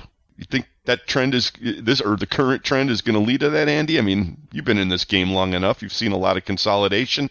Is that what happens, or do things shake out again and new ones crop up, or what's your opinion? Yeah, I kind of agree with where he's going in his post that I think there's much more consolidation to happen. I mean, the economy was horrible, and then it grew very slowly for quite a while, and still is growing very slowly.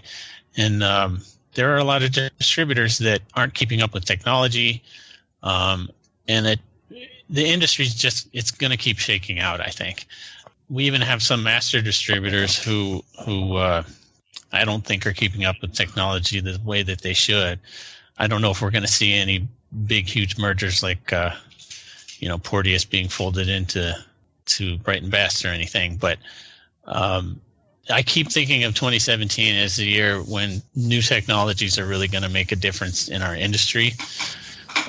There's people who've been able to hang on without maybe even having a website at all. But I don't think that they're going to be served well by continuing to ignore those changes. Maybe not this year, maybe not next year, but within 5 years or so, they're going to really be hurt. They might have some specialty that they do really well, but if there's a company whose technology, as far as distribution and shipping technology and things like that, is much better, and they can just buy them out and buy their specialty knowledge, then I think that's going to keep happening. I think that's a great comment, Andy, and I think history proves your point. We'll have you on later in the season and just concentrate on that subject area because I know you're ahead of the curve in most areas on that one. Mike, what are your thoughts? Yeah, very well said by Andy. A lot more information that he has given his area of expertise. We're a domestic manufacturer, and so we're kind of downstream of that. So it's interesting to see what's going to happen from 2016 to 2017, and again too, running on the theme that I mentioned in the past is really being adapting to the change. And something also that Andy mentioned was website advertising, marketing, social media, things that in 2017 certainly are very important. And maybe in the past, especially the social media aspect, is one that I may have underestimated the importance of, but certainly now it's becoming very important. Is that right? How is Perigee Manufacturing using social media? What are you seeing there? Because I get a lot of comments of people who are still confused or just don't see benefits coming in from it. Well, that's a good question. It's hard to quantify the benefits, but I look at it as if you're not doing it, then you're missing out. So it's probably a question of, in the long term, how you can determine the benefits. But to me, it's almost a no-brainer. You're out there, you're active, you're networking. Certainly, we all network at the conventions and in Vegas or Chicago. But doing it online is another increasingly important way to do that. Yeah, I think we all agree with your comments right there, and I feel the same way. I mean, we're out there, Fully Threaded and FCH. I mean, we utilize this, and I think some other companies are. But, for example, the hard benefits like using Facebook, which we're very minimally invested in, or Twitter. Twitter started off when a lot of people were trying it out, seeing what's out there, but frankly, the fastener world, it's kind of barren. I mean, there's not a lot of action out there. A lot of soft marketing, a lot of soft networking does take place. I give you that, but in terms of gangbusters, activity, it's just not there. It's very weird. I know it works in a lot of industries. Don't get me wrong, but the fastener world, it just seems a little slower. Yeah, I think if you were in any organization and the boss turned up and said, now I want you to give me a cost-benefit analysis of the money we've spent on our social media, you'd probably look a bit sick. I think it would be very hard to come up with figures that would be anything other than just dreamed up out of nothing, okay? Which is similar to most marketing, incidentally. It's not as if that's the only thing, but it's hard to measure what your impact really is. That's the thing. It's sometimes a little easier to measure if you get results online. You can track some things electronically. A lot of companies who've been spending money on magazine advertisements for 30, 40 years keep doing that without having really any idea if it's doing any good for them. But I think just being out there in social media, even if one customer is looking for you maybe on Instagram and you're not there, if maybe that's the thing that they look at more often than anything else, if you don't even have a presence there at all, you're missing the boat. Yeah, it's the you can't afford not to be there argument. Yeah. And because you never know which one of these avenues is going to start taking off for our industry in a bigger way.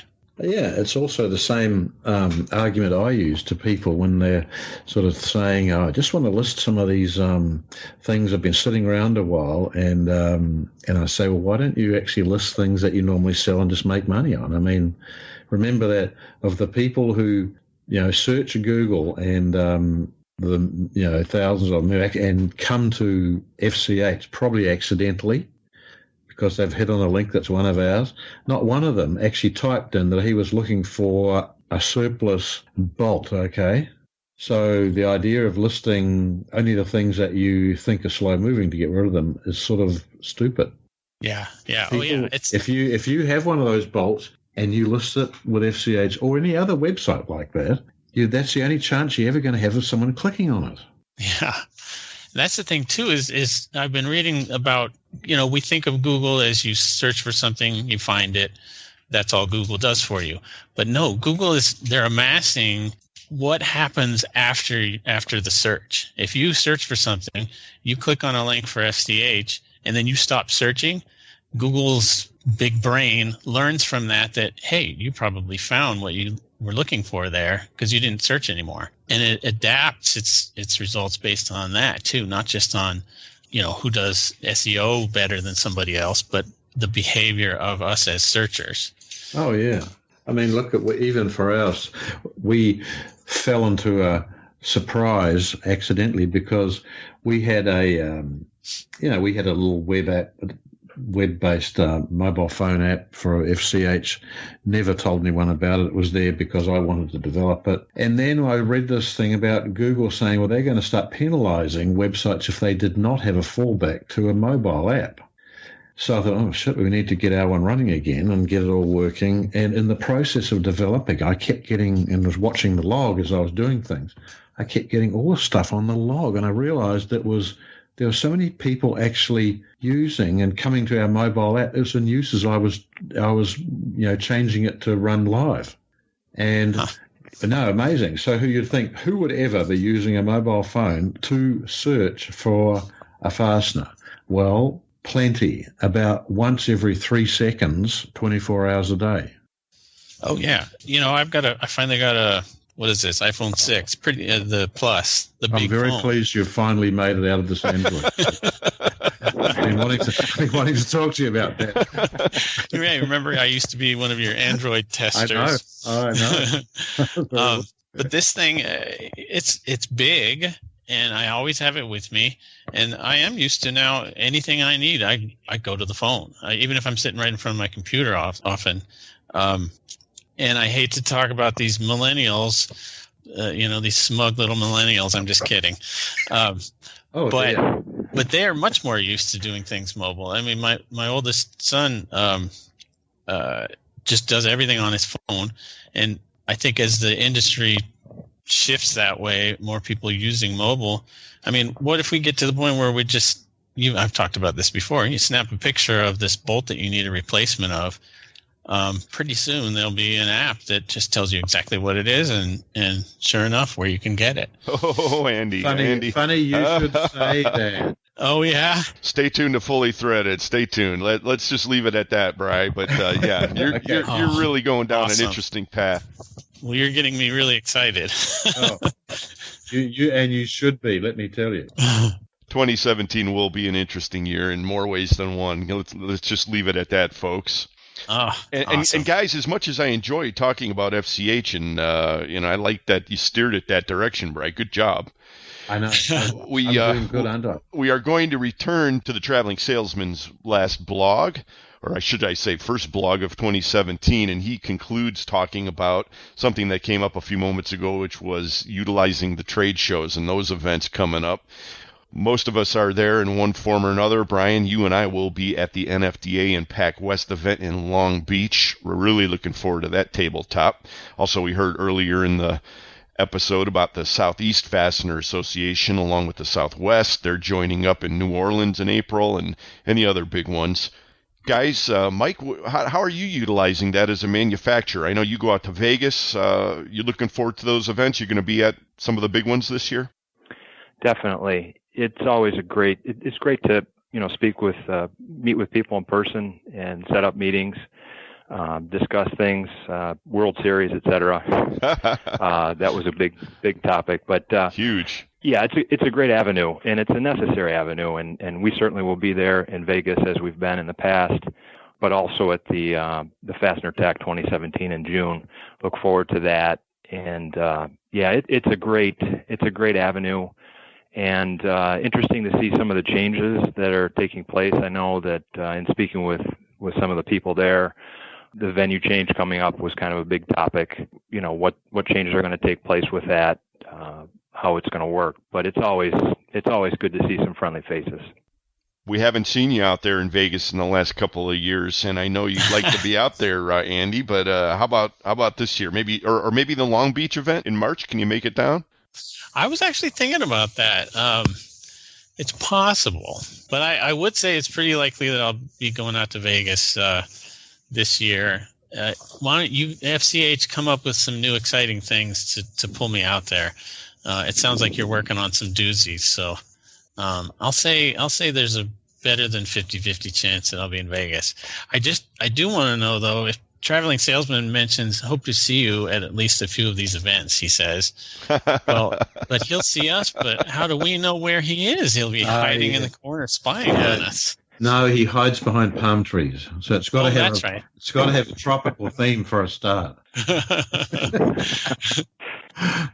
The mystery continues, but who knows? Maybe this will be the year you discover his true identity, Andy, which makes it even more important that you show up, and we would love to see you out there.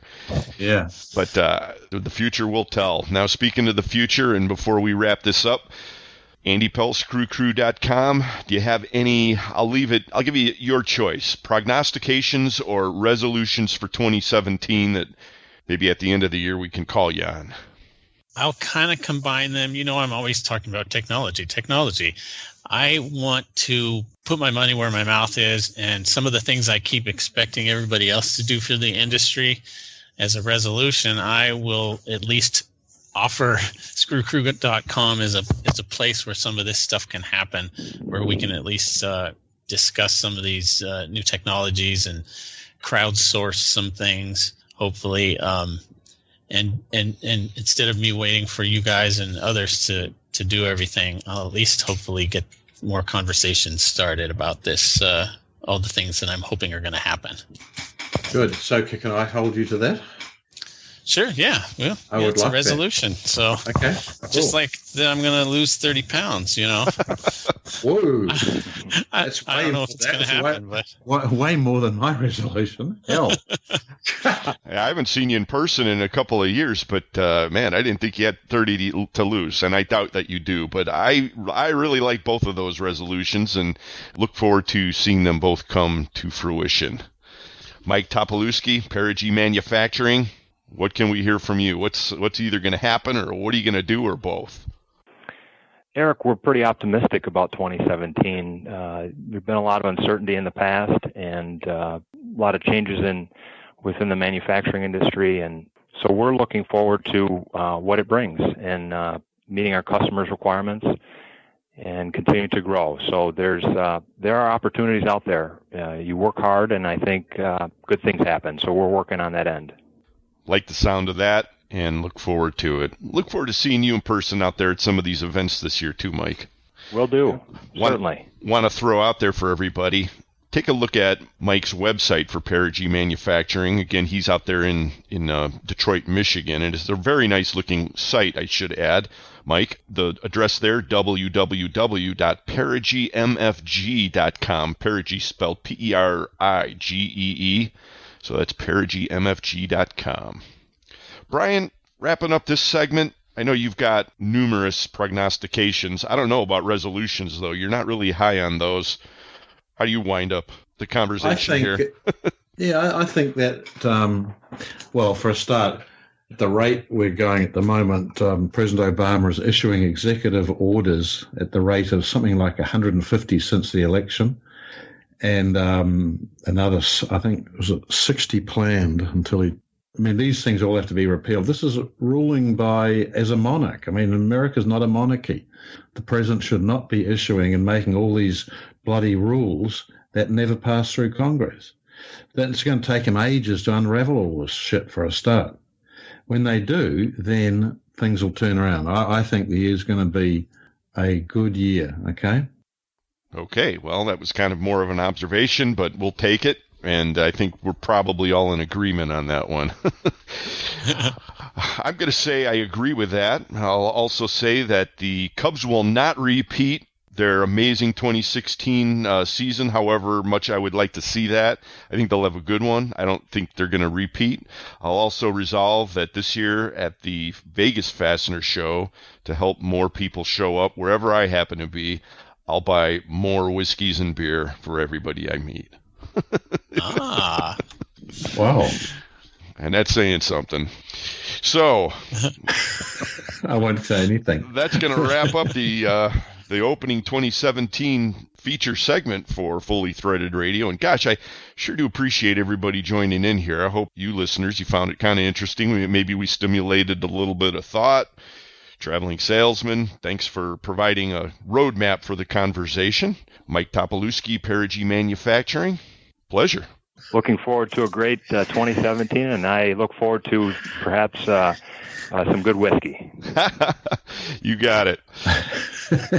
Andy Pels, we're looking forward to that blog. Don't be a stranger. Oh, no problem. I just don't buy me any whiskey if I do see you. You saw me get drunk off a little bit of old rusty bolt, so take it easy on me. No wonder you haven't been there the last couple of years. Oh, well, wow. We'll do the best we can. And Brian, we'll be talking to you right after the break. So, folks, thanks for listening, and we'll be right back with more Fully Threaded Radio. Brian and Eric, your online Fastener Talk Radio brothers in thread. Fully Threaded Radio.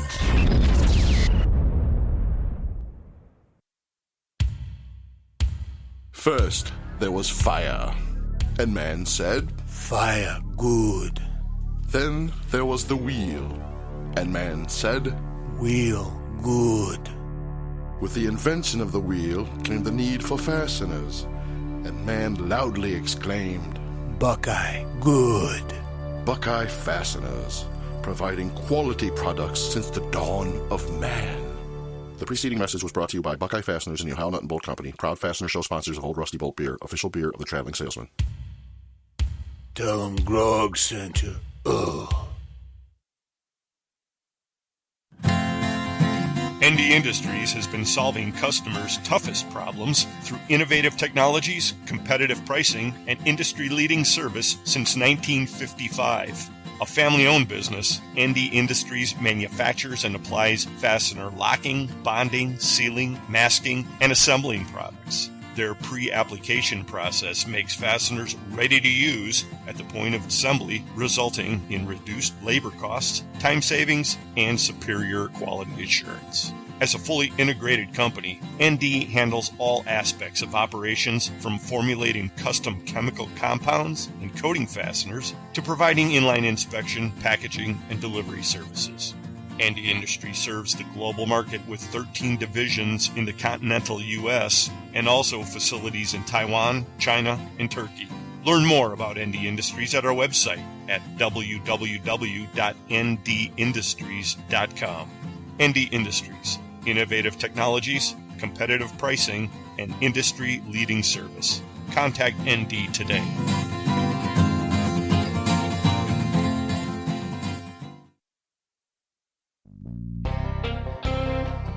Searching for a quality supplier of cold form parts in the new year?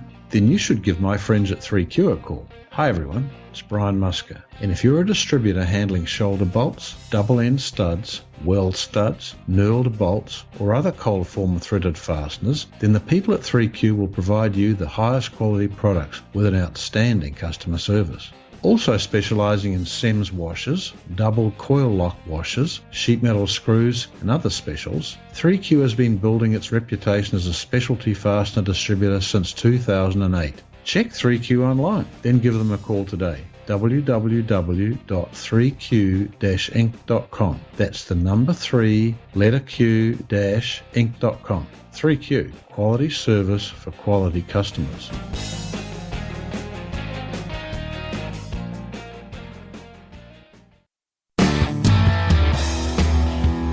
Hi, this is Jackie with Stelfast in Chicago. You're listening to Fully Threaded Radio.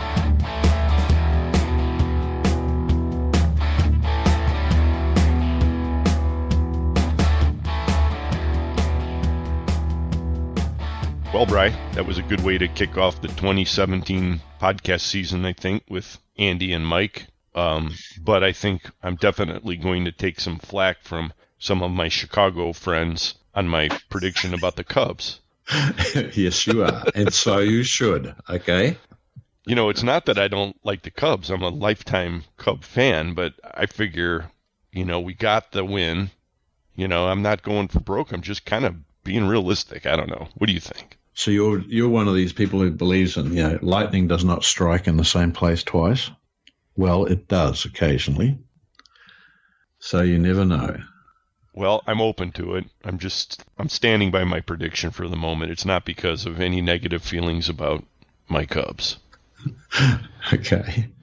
You know, interestingly, Mike McNulty was talking during his report about the Browns and the Buckeyes and all that. And, of course, he's a hardcore Ohio football fan and immersed. I'm very sorry for him. He is, too. Yeah. But immersed as I am in the Ohio football scene these days, it did not escape me that the Cleveland Browns, having lost their 4 preseason games, and then they went on to have a winless season, all the way up until the second to last game, which they won. So they basically won 1 game for the whole year. And I don't know. To me, if you're going to suck, you should just suck. And so my idea is that the Browns this year, they just sucked even at sucking. They couldn't even suck right, Bri. Well, maybe they should just go off and have a party instead of going to the games, you think? Well, that may be part of it. Who knows? I'll tell you what, the Browns fans are amazing, and we've had some great times. I've had some great times hanging out with various groups of them, but yeah, tough year for the Cleveland Browns. But I think this episode of Fully Threaded Radio casts the 2017 Fastener season in a much different light. I think everybody's pretty jacked up, Bri. Yeah, I think that's true. Even though you know that this year is 1 second shorter than last year, so we got 1 second shorter to actually sell fasteners and make money. I did not know that. Well, you should. They had to add 1 second onto the timing of the clocks last year to fit in with the Earth, natural spinning round. Oh, the minutia that we supply the Fastener podcast listening audience. Right. Did you think you could live without that piece of important news? Like to thank Leo Coar of distributor Link Magazine for joining us on the podcast today. He's excited about 2017. Also, Andy Pels of ScrewCrew.com and Mike Topolewski of Perigee Manufacturing. 2 more 2017 Pollyannas. Mike McNulty and Dave Manthey covered the Fastener Distributor Index numbers. Mike, of course, had all the headlines on the Fastener News Report. Thanks, guys. Great job. Yep. And Carmen Vertullo, great job on the Fastener Training Minute this time, Carm. The title sponsors of Fully Threaded Radio are Stelfast and Lindstrom. Stelfast, for service you deserve and people you trust, it's Stelfast. And Lindstrom, by any measure. Thanks, Bri. Fully Threaded Radio is also sponsored by 3Q, USA-made fasteners, Buckeye Fasteners, Cardinal Fastener, Fastenal, Fastener Technology International, InSequel Software, ND Industries, The Worth Group, Volt Industrial Plastics, and Solution Industries, home of Solution Man. We look forward to hearing from you anytime, folks. The email address is ftr@fullythreaded.com, and our Twitter handle, fullythreaded. We hope all our great sponsors have a great 2017, just as everyone's predicting too. 100%, Bri. We'll take one last look over our shoulder at 2016 as we close out this episode, if for no other reason, I think, than just to drive home a point that several of our guests on the podcast today made, which is, folks, if you're not dedicated to upping your technology game in the new year, you might want to think about doing it because it seems to make a lot of sense. Bri, I was scanning the Modern Distribution Management website and looking at their blog section, came across a headline that really drives home that point. And this has to do with MSC. Dave Manthey was talking about their numbers. It looks like they're riding a little bit of a wave these days.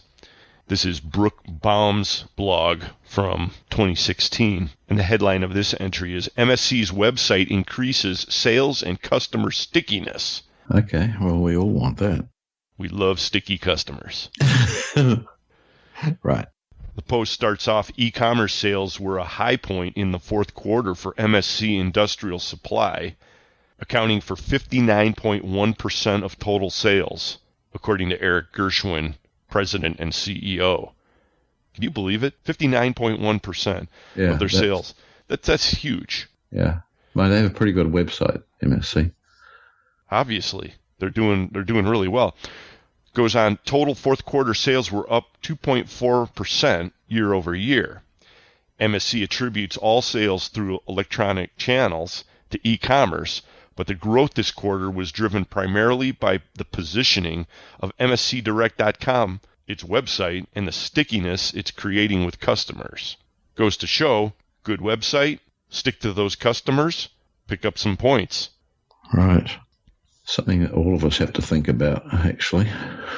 Well, if you're already on that path with your business, this should just reinforce the general idea. It's a major theme here on the podcast, as most of you know. And if you're still putting it off, might want to jump in. Hour's getting a little late. It's never too late to join up with FCH, though, even if you already have a website. Because, I mean, the reality is two listings on the web are better than one, twice as good as one, at least. Way to go, Bri. You know, you've been very, very good during this episode about sneaking in those little pitches, and I'm very proud. You're upholding your resolution. Right. Hey, I'll turn into a salesman. I just got to change my voice a bit, my accent. You're doing just fine the way you are. And you know what? I think that bodes for this year, don't you? Yeah, I think I do. It'll be a happy screw year. You got that right. Happy New Year, folks. Happy screw year, whatever you want to do it. That's going to put this episode of Fully Threaded Radio in the can. Right. For Brian Musker, this is Eric Dudas. Get out there, sell some screws. Introduce someone new to the podcast, and we'll see you next time, folks. Hear, hear. We'll talk to you later.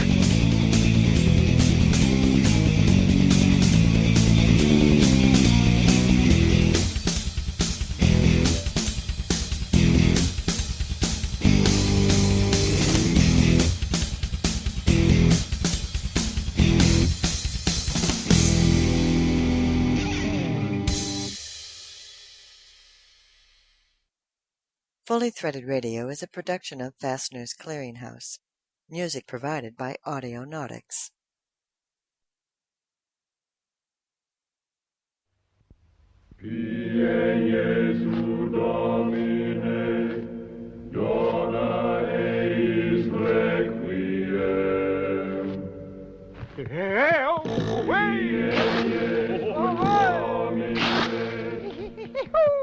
Hey,